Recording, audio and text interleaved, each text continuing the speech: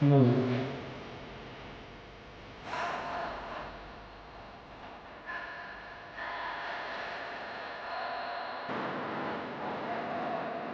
Hmm.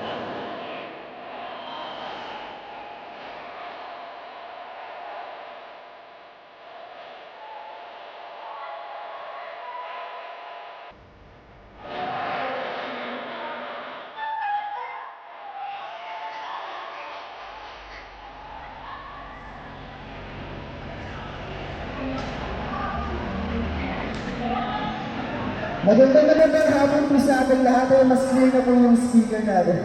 Salamat po, Kansi. Thank you po. Ayan.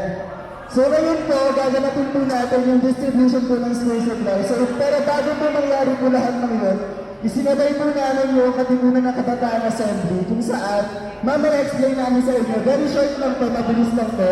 Para lang, wait lang. Yung PowerPoint. Medyo mga gulo, sir. Kaso kasi pag pinatay ito, mapapatay na Ito. So babanggitin lang po namin kami mga SK officials, yung mga projects po namin na naka-line up for this year, for this 2024. Yung mga susunod pa, sa mga susunod na buwan, meron pa kami mga i-handle sa inyong mga kabataan ng mga iba't ibang mga proyekto sa iba't ibang sectors ng participations ng youth. So mamaya, makikita natin dito, or medyo malabo, so sabihin ko na lang, or si Cedric.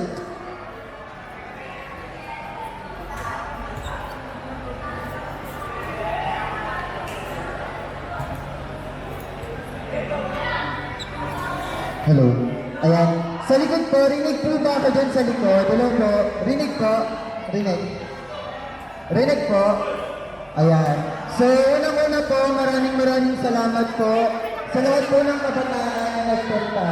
At pasensya na rin po kung nagkulang po kami sa mga silya, sa mga upuan. Kasi sa totoo po, hindi po namin ina-expect na ganito po kadami yung dadalo ngayon. So, maraming salamat po. Pwede po bang palakpakan